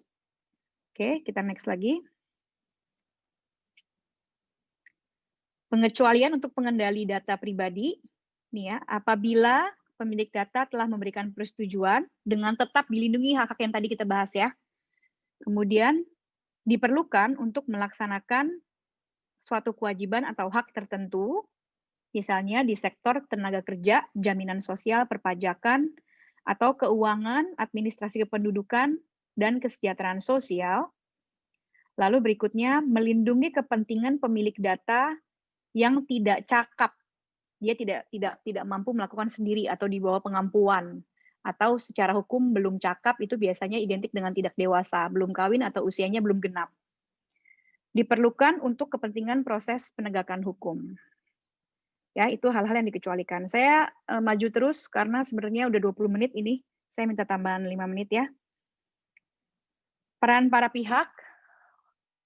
Oke, langsung ke sanksi aja, betul juga. Perbuatan dan sanksi yang dilarang. Bukan yang ini, yang sebelumnya. Yang sebelumnya, Trevi. Oke. Ini tadi sudah sempat disinggung tapi ya. Jadi apa yang nggak boleh karena berpotensi akan melanggar hak pengumpulan data pribadi. Memperoleh, mengungkapkan, menggunakan data pribadi yang udah pasti bukan miliknya karena melekatnya sama individu kan, secara melawan hukum. Memasang, mengoperasikan alat pemrosesan atau pengolah data visual. Tadi ini Pak Rudi sudah singgung ya. Berarti betul, langsung next aja deh. Oke, ketentuan pidananya apa? Ada banyak sebetulnya yang didetailkan, tadi Pak Rudi juga sudah singgung, tapi saya mau angkat paling tidak 4, karena menurut saya cukup relevan dengan yang sehari-hari akan Bapak Ibu temui. Yang pertama, pasal 61 ayat 1, kalau dengan sengaja memperoleh atau mengumpulkan data pribadi yang bukan miliknya, udah pasti bukan miliknya, dengan maksud menguntungkan diri sendiri atau orang lain secara melawan hukum atau mengakibatkan kerugian. Ya, perbuatan melawan hukum adalah termasuk perbuatan yang melanggar undang-undang. Jadi kalau ada gium di dalam undang-undangnya sudah menyatakan demikian dan kita langgar, kita termasuk PMH, perbuatan melawan hukum. Kemudian ayat 2-nya bilang dengan sengaja dan melawan hukum mengungkapkan data pribadi yang bukan miliknya. Oke, itu ada tadi mengenai angka pelanggaran. Yang pertama paling lama 5 tahun, denda 50 miliar. Juga yang kedua 2 tahun atau denda 20 miliar. Ya, tadi jadi yang perbedaannya adalah yang atas dapat dibuktikan bahwa kegiatan tersebut yang sudah dilakukan secara melawan hukum menguntungkan lagi, ada tingkat komersilnya lagi, yang bawah tidak. Oke. Lalu slide berikutnya, ketentuan sanksi. Ya, dengan sengaja memalsukan data dengan maksud menguntungkan diri sendiri atau orang lain. Pidananya penjara 6 tahun, denda 60 miliar. Atau ayat keduanya, dengan sengaja menjual atau membeli data pribadi, pidana penjaranya 5 tahun atau denda 50 miliar rupiah. Terkait dengan ini, tadi Pak Rudi juga sempat singgung bahwa untuk korporasi sendiri ada tambahan sanksi. Jadi kan ini yang lagi kita bicarakan subjek hukum yang tidak memandang apakah orang perorangan atau korporasi ya, tapi khusus untuk korporasi itu juga ada tambahan kecaman sanksi. Ya, sama tetap pasal 61 dan 64, tapi ini ada di pasal 66, yaitu antara lain perampasan keuntungan atau harta kekayaan yang diperoleh dari hasil tersebut, lalu pembekuan seluruh atau sebagian usaha korporasi, pelarangan permanen melakukan aktivitas, penutupan seluruh atau sebagian tempat usaha melaksanakan diminta untuk melaksanakan kewajiban yang telah dilalaikan dan pembayaran ganti kerugian. Ini untuk korporasi ada di pasal 66. Oke, saya sudah tiba di slide terakhir saya sih. Jadi sebetulnya boleh next. Kita harus memandang manfaat itu secara lebih nasional ya. Maksudnya kepentingan kita, tapi dikaitkan dengan kepentingan yang lebih besar ya. Tentunya dengan latar belakang yang sudah diceritakan tadi, kita belum punya payung. Payung ini memang sengaja dibuat untuk betul-betul menjamin bagaimana sebuah data pribadi itu dilindungi. Seperti itu.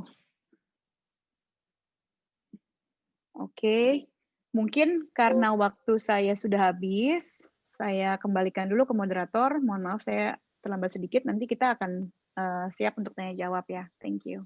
Oke, terima kasih banyak Mbak Rike. Ini kalau buat saya ini cukup dilematis ya sebagai orang pribadi ini cukup menyegarkan gitu, menyenangkan, tapi sebagai pengelola bisnis mungkin ini jadi challenge-nya besar banget untuk bisa comply dengan ini. Mungkin nanti kita diskusi bagaimana menavigasi ini ya. Mungkin teman-teman ada yang bertanya nantinya. Oke. Tanpa panjang-panjang lagi karena ini juga waktunya sudah telat ya, tapi pembicaranya menarik jadi nggak apa-apa kita panjangin saja. So our next speaker is Pak Adrian Hun. Adrian is the founder of GetPlus. So I think this is the point of view from business practitioners. Ya, Pak. I hope you can catch up the earlier session, so so you can give us a good context. And GetPlus is working with data in daily basis. So Adrian maybe can share some of the experience working with this kind of laws and rules in GetPlus daily working basis. So Adrian, without further ado, please share your presentation. You still mute, Adrian. Yeah, I hope you guys can see my screen. Yes. Yes. Okay. Good. So thank you, Chairman IDA and fellow speakers and ladies and gentlemen for giving me this opportunity to so-called present our best practice on how we grow our new oil and also continue to use the new oils that we have acquired. So basically today I'm going to share on how we so-called design our business and based on the focus on how we collect personal data and then and provide the relevant protections practices. So in our business, right? So we believe that consumer trust is the key driver for our business, and also it helps to strengthen the relationship we have with our consumer. Without that consumer trust, we believe that our business will not be successful. So just to give you a background why we take this very seriously and why we invest a significant amount of money and effort and also as much as possible in the market that we operate in. So just a brief background. The company is called Global Points Indonesia. We have a B2B business and we also have a B2C business. Our B2B business is to provide CRM and data solution to third-party brands or retailers or any organizations that require that kind of services. And our B2C service is to operate. We are the operator of the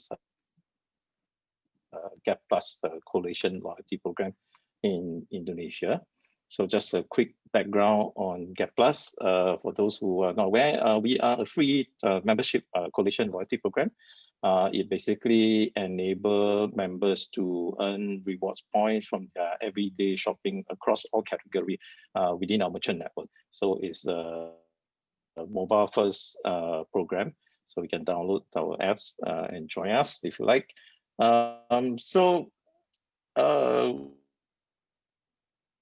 When I run the what's the data usage and also what's the value exchange, what do they get in returns, and members can opt out anytime, right, in a very clear and easy manner. So there's no complicated manner. This is just a few steps, just click say I want to opt out, and that's it. We will not bother them anymore.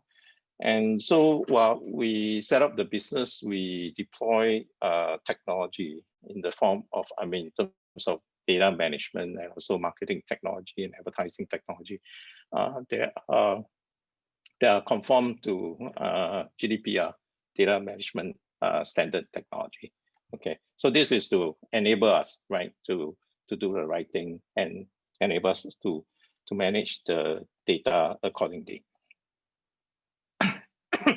So in terms of data sharing and cleansing, we have a clear contract terms, with our merchant partners on how they could collect our members' data if they want to, so that they would not abuse our members. And we also share what we call opt-ins members' data with our merchant partners. So during the sign-up process, the members sign a so-called overall consent. But when we have a dedicated campaign with certain merchants or brands that wish to collect certain data, we will make the members opt in again, right? So that they understood that this is what they opt in for, and this is the type of content or benefit they will get from the third-party merchants or brands. We cleanse our inactive email data every 6 months because we don't want to continue to spam to them or send to a dead email account, so to speak. And all the opt-out members' data will be in the suppression list, so that they will never be contacted again, right? So this is to prevent human mistake, right? So because if you don't put them in the suppression list, then there could be some different departments may have access to a different set of data, and then they continue to send them communication. So we want to prevent all this to happen. So other than technology and processes, so to speak, I think the internal operational policy is very important, right? To be honest with you, I think there's no foolproof or 100% airtight technology that can guarantee you that you'll be able to penetrate in whatever way.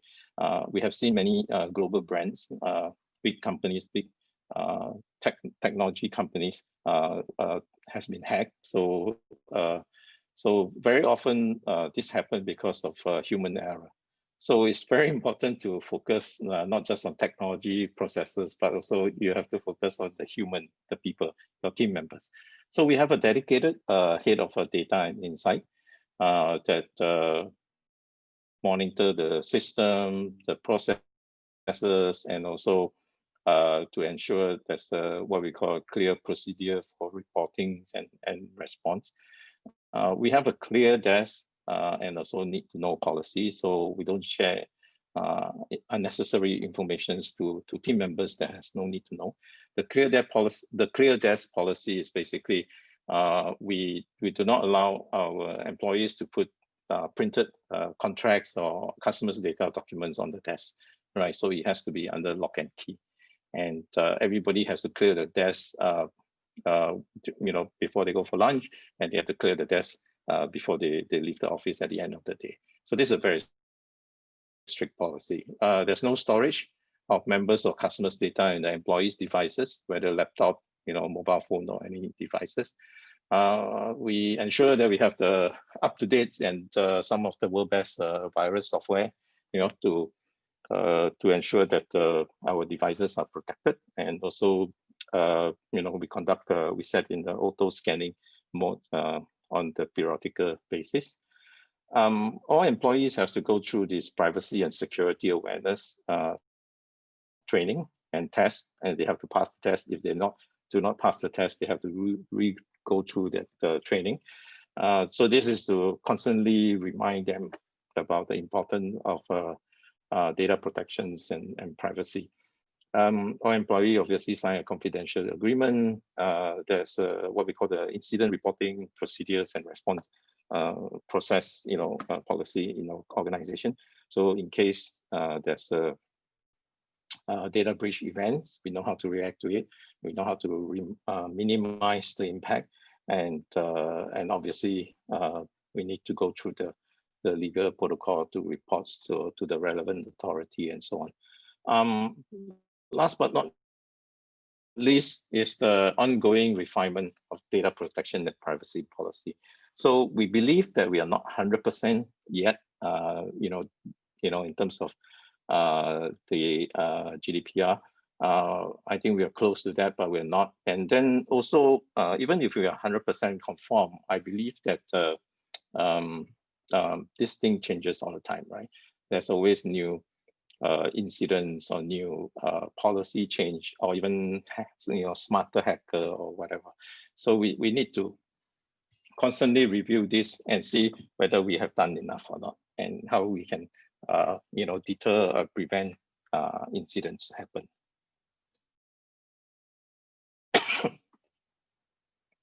So I just want a marketing stack. So how these are the technology that we invest in our setup to ensure that we have the ability we enable our employees and the ability to protect the data. So our central database is we house in the CDP by Treasure Data. They're world-class technology, and they provide world-class security, obviously. And then we basically track all this data that we collect, from flyers, from social media, from Simplicity, and so on. And these are like first-party data. So and then we keep them, and then we use various technology like Trade Desk for programmatic, but retargeting purposes and target advertising, and other personalizations, communication using different technology. So this is to ensure that we promise the members that we're going to, in the value exchange communication, that you share with this data, we will give you this benefit, and we want to ensure that we do deliver those benefits to them, and they are personalized and so on. So the outcome is that we get a single customer view. We got real-time membership insight. And it allows my marketing team to basically craft what we call persona mapping based on profile, based on preference, desire, and so on, so that we can, provide this what we call personalized benefits or curated benefits based on those information. And also we believe that this data-driven engagement has made the interactive with our members a lot more meaningful, and of course, strengthening our trust and loyalty with our members.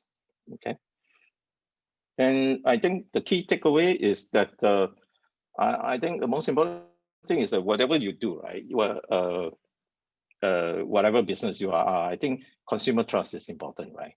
So I propose, or I suggest that you should put consumer trust at the center of everything you do. So it's not just a IT thing, it's not a marketing thing, it's everybody, right? From leadership to your business strategy, the way you design your business or how you run your operation. Like for example, in the hospitality industry, there's a lot of opportunity for employees at a different level to touch your guest data. Like the concierge will have your guest data. They know exactly what time this customer is coming, so they can welcome them. The restaurants may have your data because if you give your room number, they know who you are. So it's like you have all different level of people touching consumer data or have access to consumer data.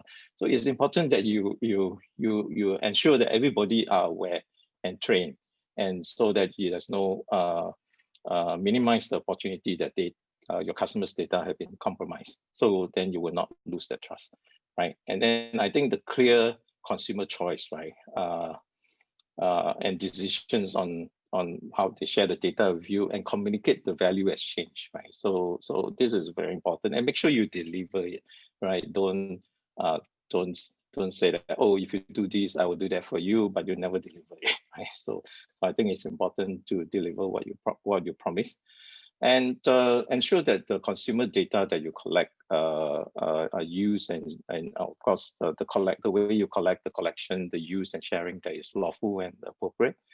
And last but not least is to invest in the right technology stack, right? So without technology today, you will not be able to this, and it will not enable you to do what you're supposed to do, and you cannot automate the whole process. Then you will require a lot of human intervention, and human often make mistake in some way at some point or another. So it's best to minimize that mistake, right? So yeah, that's all I have to share. So thank you very much. Right. So open to questions if you may have. Yeah. Thank you.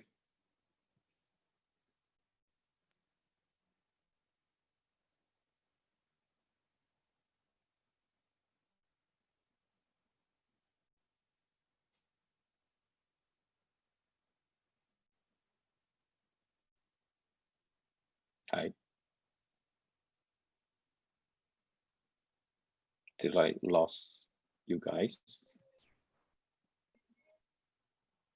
Thank you, Pak Adrian, for sharing a very insightful information. I think we are losing Mas Gemi. He might be a bit problem, but we shall wait for Mas Gemi. But since we only have another 15 minutes for the session, terima kasih sebelumnya untuk Pak Rudi, Pak Adrian, dan Ibu Rike. Banyak pertanyaan yang masuk, tapi sayang sekali mohon maaf teman-teman, kita tidak bisa jawab semuanya. Jadi hanya akan kami jawab satu pertanyaan untuk setiap panelis. Untuk pertanyaan-pertanyaan lain sudah kami catat dan kami akan kirimkan jawaban dari pertanyaan teman-teman via email. Untuk pertama saya mohon ke Pak Rudi. Pak Rudi, ada pertanyaan dari teman-teman di business.com. Saya ada kirim ke Pak Rudi, boleh dibantu Pak Rudi pertanyaannya. jika kan ada implikasi kebocoran data pada kegiatan bisnis di tanah air, apakah ini akan membuat turunnya kepercayaan masyarakat dan kemungkinan mereka meninggalkan satu brand atau produk tertentu. Dan kemudian pertanyaan kedua, dari perbandingan RUU PDP dan perlindungan data global, tadi kan juga cukup spesifik perbedaannya. Di mana untuk global sanksinya berat, ada pembayaran denda, sedangkan RUU PDP sanksinya bisa masuk penjara. Efektifkah, Pak? Atau ini malah bisa jadi masalah untuk ke depannya? Baik, apakah seharusnya? Boleh dibantu dulu, Pak. Ya, silakan, Pak. Baik, ya, baik. Kepada pertanyaan yang pertama dari businessbusiness.com ya, memang kalau terjadi data breach itu yang pertama kali bermasalah itu pasti reputasi perusahaan itu harus dijaga, penting sekali ya. Jadi sebelum adanya RUU PDP ini, maka seperti yang terjadi di salah satu unicorn e-commerce yang datanya kena data breach sampai jutaan beredar di dark data, di dark web gitu ya, di toko ilegal, toko gelap lah gitu, atau pasar gelap gitu ya, datanya itu dijual gitu. Nah, sebelum ada RUU PDP ya memang reputasi perusahaan dan juga data-data dari data ownernya, data pemilik datanya itu pasti merasa dirugikan sekali apabila datanya dicuri, apalagi kalau data itu adalah data credit card misalnya gitu ya. Jadi, nah tapi dengan undang-undang PDP, dengan RUU PDP itu kalau saya lihat data breach ini tidak ada pidananya gitu, tidak ada pidananya, hanya sanksi aja, hanya sanksi administratif aja gitu. Jadi di Indonesia cukup ringan, tapi kalau di EU GDPR bukan main itu, kena dendanya besar sekali kalau terjadi data breach ya. Oke, jadi jawabannya itu ya sementara ini ya memang hanya masalahnya itu seperti yang terjadi yang lalu itu ya akhirnya mereka harus melakukan video conferencing dengan Pak Joni Plate, dengan Pak BSSN gitu ya. Tapi memang tidak ada pidananya gitu untuk perusahaan-perusahaan yang ini. Tapi reputasinya pasti hilang gitu. Jadi lalu yang kedua adalah apa itu Bu? Jadi yang mengenai itu ya Bu ya, PDP sanksi masuk penjara itu ya. Ya, perbandingannya dengan GDPR, Pak.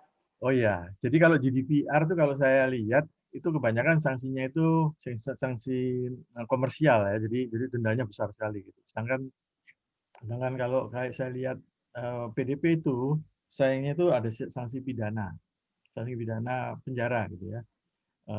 Jadi yang ya sanksi pidananya ini cukup berat dan kalau nggak salah ada pasal lagi yang bisa kena itu malah pemilik perusahaan, pemegang saham dan lain sebagainya itu bisa accountable gitu ya terhadap apa yang terjadi di perusahaan. Ya jadi RUU PDP ini cukup harus diperhatikan juga karena masalah sanksi pidananya itu ya tadi yang sangat memberatkan. Jangan kalau di Eropa sanksinya kebanyakan sanksi komersial gitu ya. Jadi dendanya besar sekali seperti Google lu gara-gara data breach itu kena dendanya besar sekali gitu. Jangan di Indonesia sama sekali tidak ada, hanya sanksi administrasi gitu ya. Mungkin itu jawaban dari saya untuk yang dua pertanyaan tadi ya Bu ya. Oke, terima kasih banyak Pak Rudi. Mohon maaf tadi saya keputus koneksi. So sorry Adrian, I lost my connection. Sebelum saya ke pertanyaan kedua, I would like to address my appreciation to Adrian. It was a very insightful information for the best practice of how do we operate and manage our data, first party data. So I think hopefully we can discuss later on more detail. Sure. Sure. Okay. So and pertanyaan kedua nih untuk Mbak Rike dari Kontrak Hukum. Sebentar, saya bacakan dari Mas Juanda. Pertanyaannya, saat ini banyak terjadi peretasan data akun e-commerce sehingga banyak pengguna yang merasa tidak nyaman saat bertransaksi. Apakah Kontrak Hukum memberikan bantuan hukum kepada para pengguna yang datanya bocor? Siapa saja yang menggunakan jasa kontrak hukum terkait pembobolan data pribadi? Silakan Mbak Rike. Oke. Oh, ini pertanyaannya asik ya. Dan iya.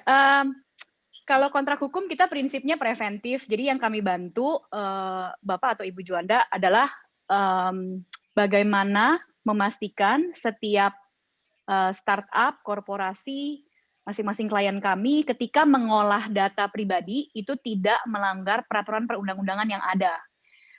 RUU memang belum disahkan, tapi tadi saya juga sudah tunjukkan ada beberapa peraturan perundang-undangan yang selalu jadi patokan kami ketika membuatkan.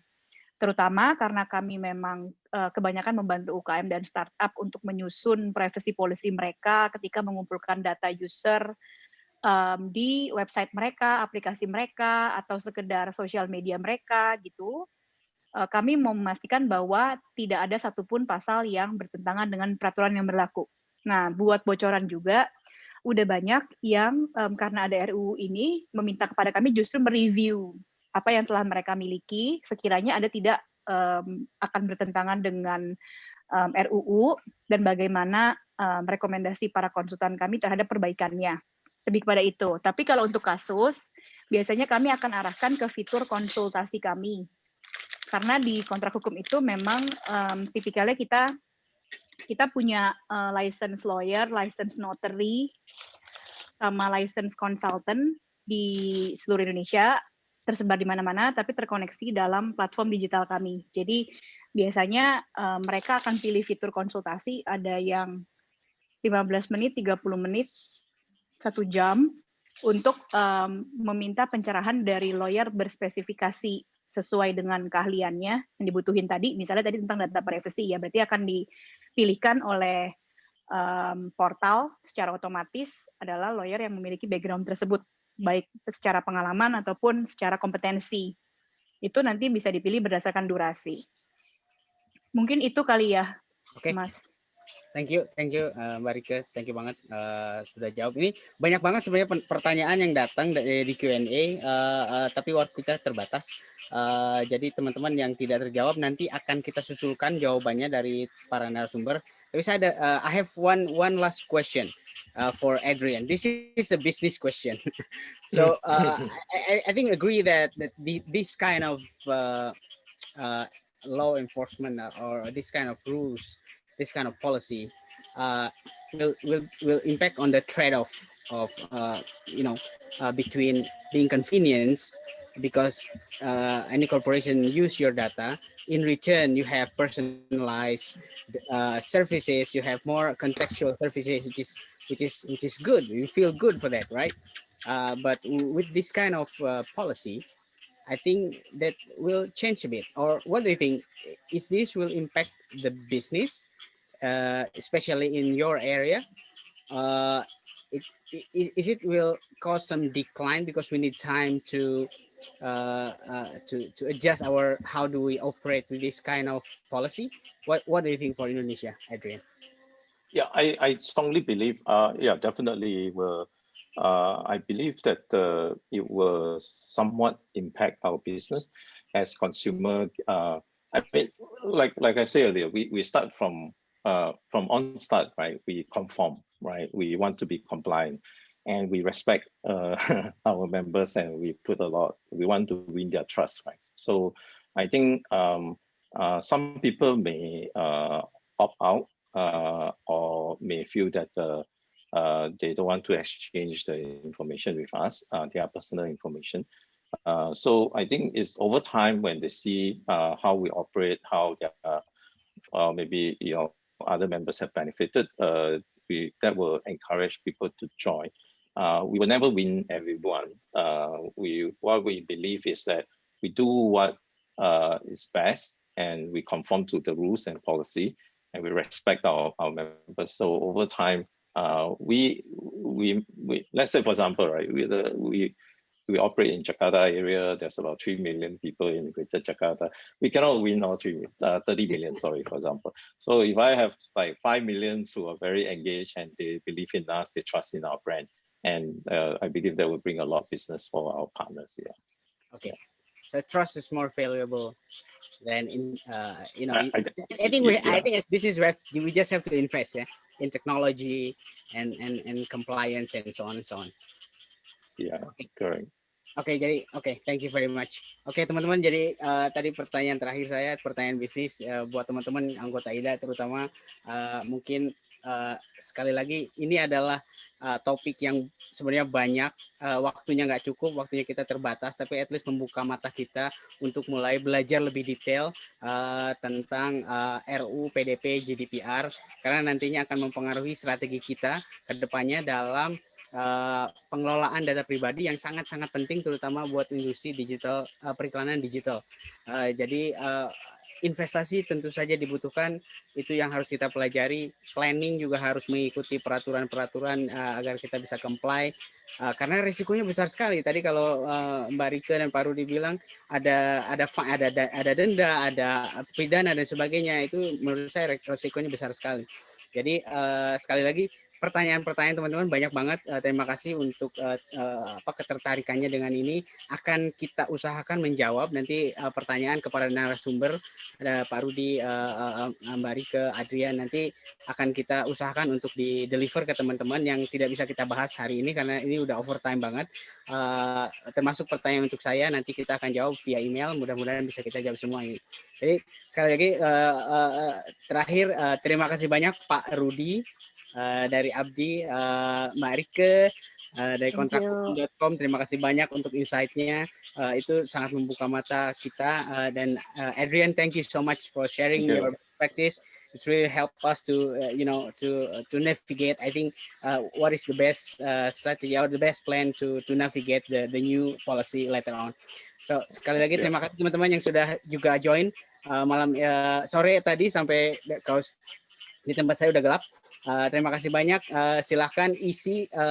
Nanti akan ada kuesioner dari teman-teman panitia di IDA, teman pengurus.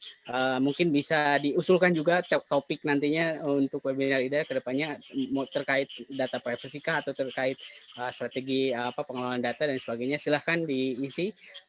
Sekali lagi terima kasih banyak.